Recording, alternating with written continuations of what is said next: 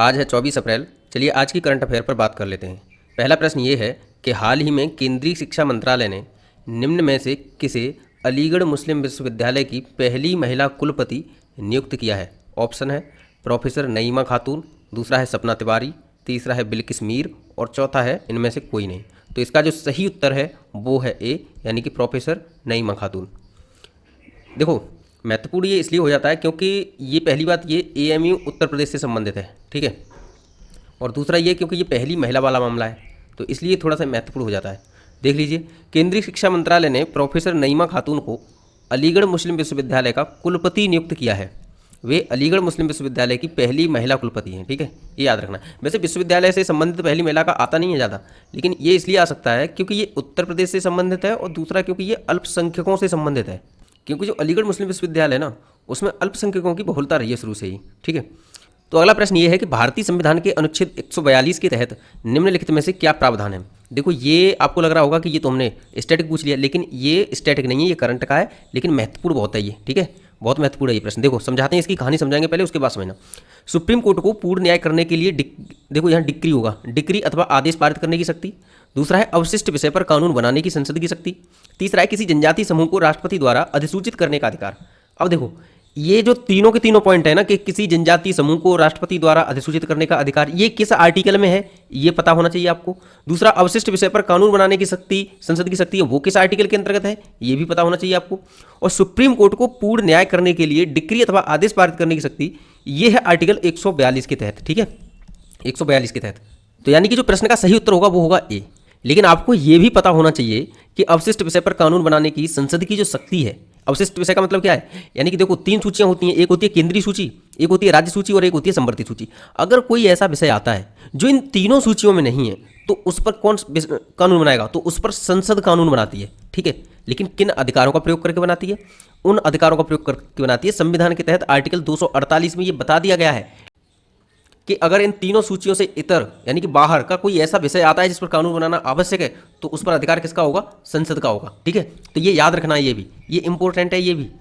अगला है कि किसी जनजातीय समूह को राष्ट्रपति द्वारा अधिसूचित करने का अधिकार, ये किस आर्टिकल के अंतर्गत है, ये है आर्टिकल 342 के अंतर्गत, आर्टिकल 342 के अंतर्गत। ये भी याद होना चाहिए, समझ में आ रहा है, क्योंकि ये महत्वपूर्ण प्रश्न है।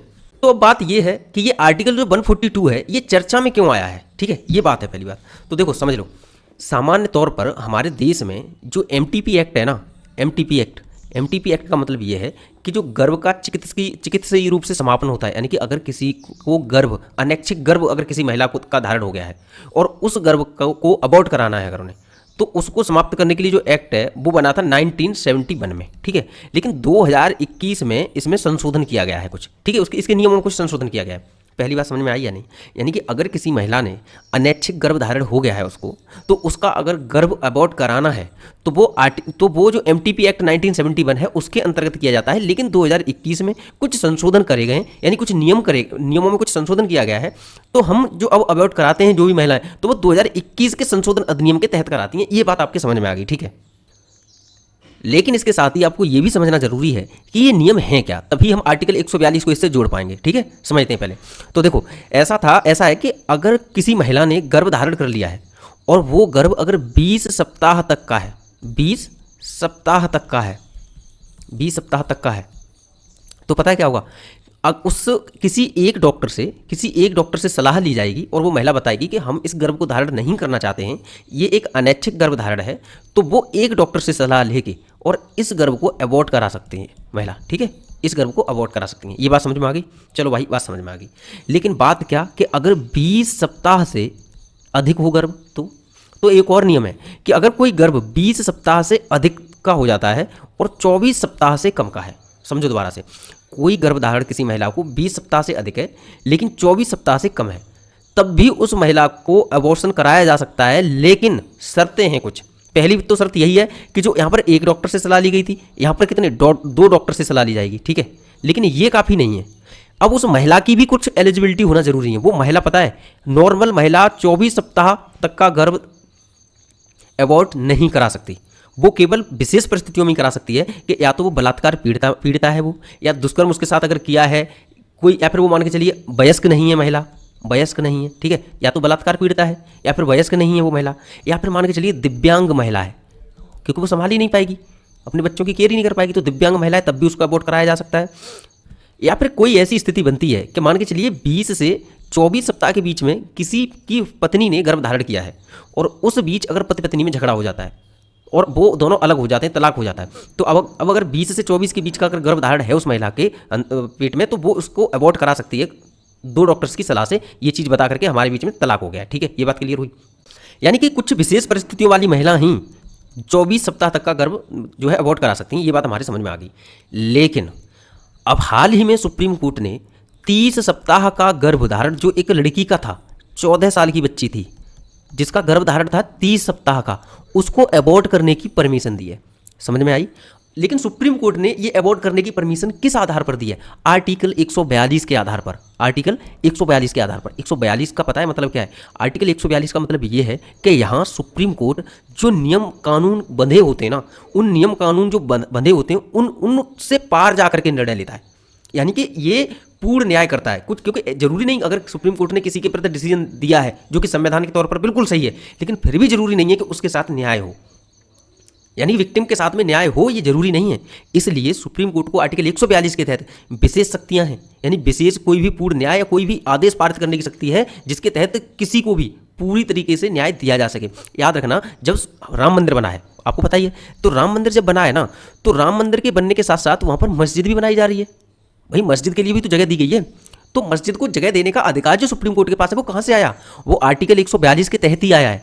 यानी कि देखो, हमने ठीक है भाई हिंदुओं की भावनाओं का सम्मान रखा और उनका अगर राम मंदिर बनवाया है, अगर सुप्रीम कोर्ट ने डिसीजन दिया है उनके पक्ष में कि ठीक है हिंदुओं की वो प्रतिष्ठित जगह है, पौराणिक जगह है, हम उनको देते हैं डिसीजन, ठीक है कि अब उनका राम मंदिर वहीं पर बनेगा। लेकिन कहीं अल्पसंख्यकों को ये ना लगे कि वो तो ठगासा महसूस कर रहे हैं, उनकी तो देश में सुनवाई नहीं हो रही है, तो उनकी भी तो मस्जिद तोड़ी गई है, तो उनके साथ भी पूर्ण न्याय किया जा सके, इसके लिए सुप्रीम कोर्ट ने क्या किया? वहाँ पर मस्जिद के लिए जगह दी, ठीक है, पूर्ण न्याय दिया। और उसके लिए किसका यूज किया? आर्टिकल 142 का तहत, आर्टिकल 142 का यूज किया। ठीक है, अब यहां समझ लो कि 30 सप्ताह का गर्भ जो 14 साल की बच्ची थी, 14 साल की बच्ची के साथ में बलात्कार किया गया था।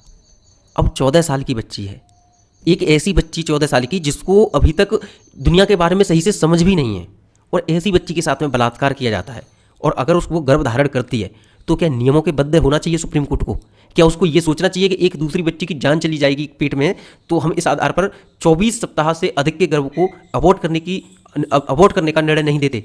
नहीं, क्योंकि जो पेट में बच्चा है उसको तो सुप्रीम कोर्ट बचाने की अनुमति देगा, लेकिन जो 14 साल की बच्ची है इसका क्या, इस पर कितना बड़ा मनोवैज्ञानिक प्रभाव पड़ रहा होगा, इसका भी तो ध्यान रखना है सुप्रीम कोर्ट को। इसलिए सुप्रीम कोर्ट ने ये निर्णय लिया है, क्योंकि जो अभी तक शख्स दुनिया में नहीं आया है उसके कारण सुप्रीम कोर्ट जो अभी दुनिया में है, जिसको सब कुछ ज्ञान है, उसके जीवन को भी तो नहीं बर्बाद कर सकते। तो इसलिए 14 साल की उस बच्ची को 30 सप्ताह का जो गर्भ है उसको अबॉर्ट करने का निर्णय दिया सुप्रीम कोर्ट ने। ठीक है, आपको इससे जोड़कर 2 बातें और पता होना चाहिए। पता है क्या? एक होती है विधि द्वारा उचित प्रक्रिया, ठीक है, एक होती है विधि द्वारा उचित प्रक्रिया, और एक होती है विधि द्वारा स्थायी प्रक्रिया। ठीक है, यानी कि जो विधि द्वारा स्थायी प्रक्रिया है ना, इसके तहत क्या है कि सुप्रीम कोर्ट केवल उन्हीं चीज़ों पर निर्णय दे सकता है जो संविधान में लिखित हैं। यानी कि जो संविधान के तौर पर संविधान के शब्दों पर चलेगा सुप्रीम कोर्ट, जो संविधान में लिखा होगा उसकी रक्षा करने के लिए तो सुप्रीम कोर्ट है, तो उन पर निर्णय देगा सुप्रीम कोर्ट। इसको बोलते हैं विधि द्वारा स्थायी प्रक्रिया। ये जापान के संविधान से लिया गया, ये आपको पता होना चाहिए। ठीक है, भारत में विधि द्वारा स्थायी प्रक्रिया कहाँ से ली गई है? जापान के संविधान से। लेकिन अगर बात आ जाए कि विधि द्वारा उचित प्रक्रिया, तो देखो आर्टिकल 142 के तहत संविधान सुप्रीम कोर्ट ने काम करा ना ऐसा कुछ, या फिर मान के चलो सुप्रीम कोर्ट स्वयं पहल करके किन्हीं मुद्दों पर अगर निर्णय लेता है, तो ये क्या होंगे? ये होंगे विधि द्वारा उचित प्रक्रिया। और विधि द्वारा उचित प्रक्रिया पता है कहाँ से लिया गया है? अमेरिकी संविधान से। ये पता है या नहीं? याद कर लो, विधि द्वारा उचित प्रक्रिया अमेरिकी संविधान से लिया गया है, जिसके तहत सुप्रीम कोर्ट नियमों में बंधा नहीं रहता, उससे इतर जाकर पूर्ण न्याय के लिए कुछ डिसीजन लेता है। वहीं विधि द्वारा स्थापित प्रक्रिया के तहत सुप्रीम कोर्ट सीमित शब्दों में बंध कर संविधान के तौर पर जो भी उचित होगा वो केवल वही निर्णय लेता है। भारत में विधि द्वारा स्थायी प्रक्रिया का पालन किया जाता है, जो कि जापान के संविधान से लिया गया है, लेकिन कभी कभी कुछ मुद्दों में सुप्रीम कोर्ट विधि द्वारा उचित प्रक्रिया की ओर भी मूव कर जाता है, जो कि अमेरिकी संविधान से संबंधित है। ठीक है, ये बात समझ में आ गई। चलो अब चलते हैं अगले प्रश्न पर।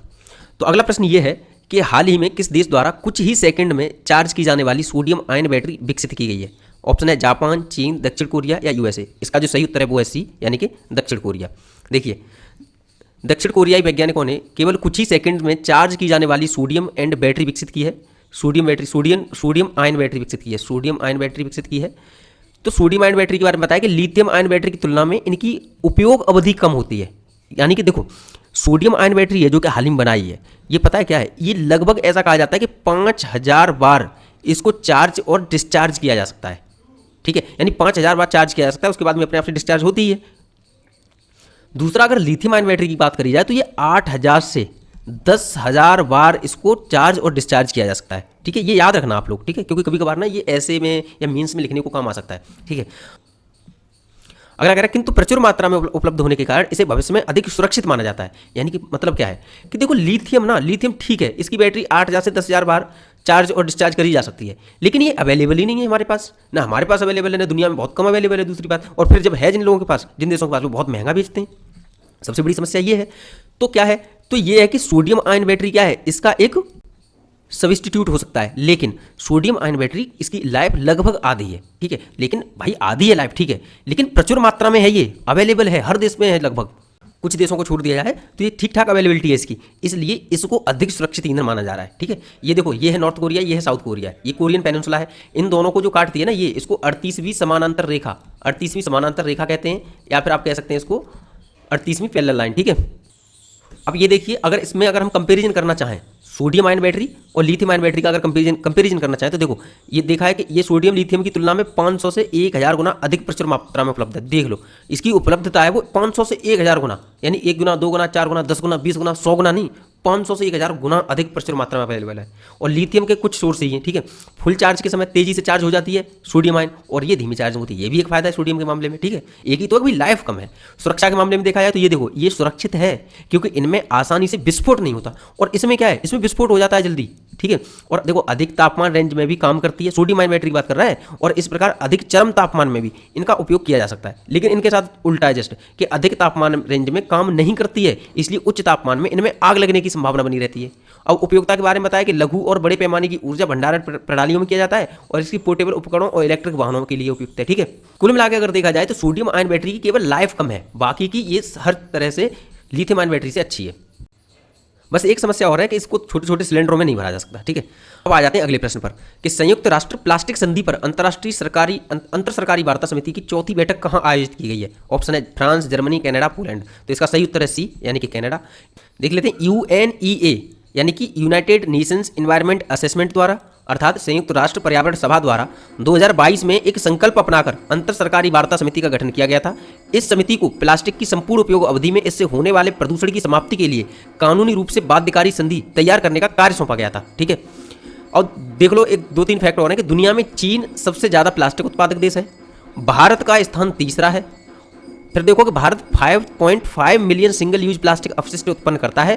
प्रति व्यक्ति के हिसाब से ये 4 किलोग्राम प्लास्टिक अपशिष्ट है। ठीक है, यानी प्रति व्यक्ति भारत का कितना 4 केजी प्लास्टिक अपशिष्ट का यूज कर रहा है सिंगल यूज प्लास्टिक के मामले में। ठीक है, अगला प्रश्न कह रहा है कि सिप्री द्वारा जारी वैश्विक सैन्य ट्रेंड रिपोर्ट 2023 के अनुसार भारत ने 2023 में कितना सैनिक खर्च किया है। ऑप्शन है 83.6 बिलियन डॉलर, दूसरा 98 बिलियन डॉलर, तीसरा 186.6 बिलियन डॉलर, और चौथा है 406 बिलियन डॉलर। याद कर लेना, इंपोर्टेंट फैक्ट है, ऐसे फैक्ट याद होते हैं, ठीक, इंपोर्टेंट होते हैं। 83.6 बिलियन डॉलर कितना है, 83.6 बिलियन डॉलर। ठीक है, देखो, इस रिपोर्ट के अनुसार भारत 2023 में दुनिया में चौथा सबसे बड़ा सैन्य व्यय करने वाला देश था। 3 सर्वाधिक सैन्य व्यय करने वाले देशों में संयुक्त राज्य अमेरिका, चीन और रूस हैं।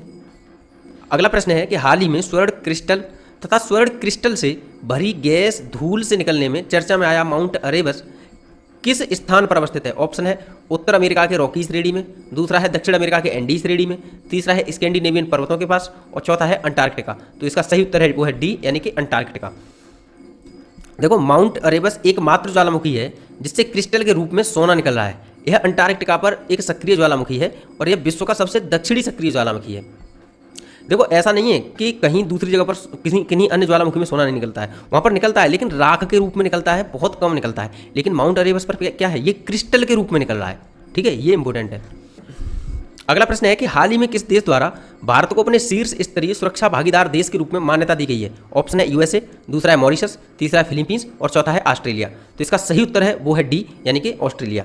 अब देखो, ऑस्ट्रेलिया को समझ लो, ठीक है, अच्छे से समझ लेना, ये महत्वपूर्ण है। ठीक है, इंपॉर्टेंट है, ये बेसिक और स्टैटिक के लिए इंपॉर्टेंट है। देखो ये है ऑस्ट्रेलिया। अब ये देखो, ये दिखाई देती होगी, इसका नाम है गल्फ ऑफ कारपेंट्रिया। ठीक है, मैं क्या समझाना चाह रहा हूँ, मैं ये समझाना चाह रहा हूँ कि ये देखो एक नीचे आइलैंड टाइप है, क्या नाम है इसका, तस्मानिया, और ये है ऑस्ट्रेलिया की मुख्य भूमि। प्रश्न ये है कि ऑस्ट्रेलिया की मुख्य भूमि तथा तस्मानिया के बीच में कौन सी जल संधि है, तो ये है बास स्ट्रेट।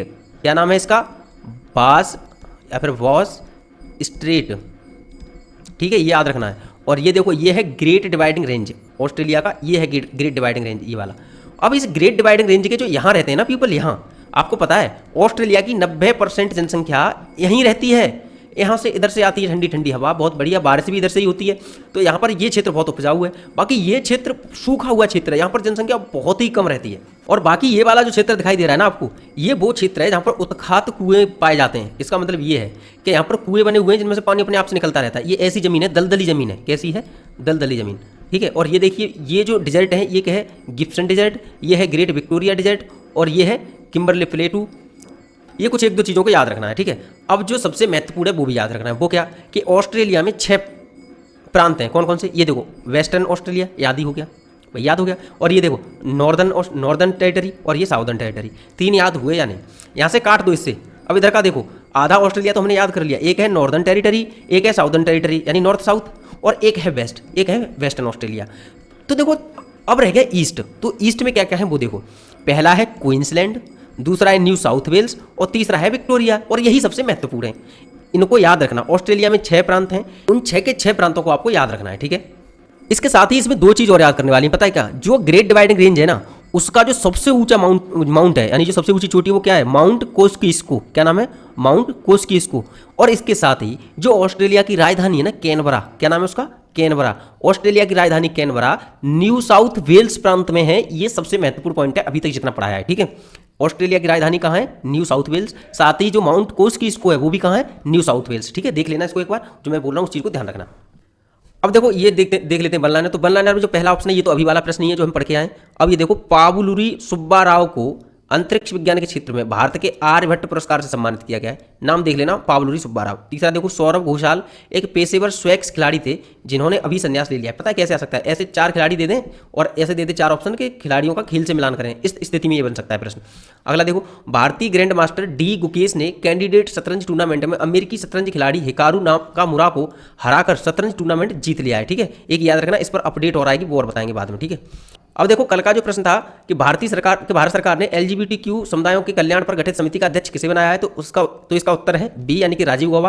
और आप लोगों ने जो उत्तर दिए थे काफ़ी इंप्रेसिव थे, सभी ने दिए उत्तर। और पता है इन सारे ऑप्शंस को भी अच्छे से डिफाइन किया। तो अगर आप लोगों को किसी को इन सारे ऑप्शंस का भी देखना है तो जाकर कल वाली वीडियो की कमेंट सेक्शन में देख लो, आपको मालूम पड़ जाएगा। ठीक है, इंडोनेशिया में हुए रोहंग ज्वालामुखी विस्फोट से बड़े स्तर पर जन समुदाय का विस्थापन हुआ है। यह ज्वालामुखी विस्फोट इंडोनेशिया के किस द्वीप पर हुआ था, प्रश्न ये है। हमने बताया तो था, ये प्रश्न करवाया तो था, लेकिन किस द्वीप पर हुआ था ये आपको याद है या नहीं, यही तो देखना है। सुमात्रा, जावा, सेलिबीज, कालीमंतान। ठीक है, इसका उत्तर दीजिए आप सभी लोग। और इसके अलावा उस दिन हमने इंडोनेशिया के बारे में जो भी पढ़ाया था उसमें से कुछ भी अगर आपको याद है तो इसका उत्तर देने के साथ साथ वो 1-2 पॉइंट भी डाल देना। ठीक है, तो आज की क्लास में इतना ही, कल मिलते हैं।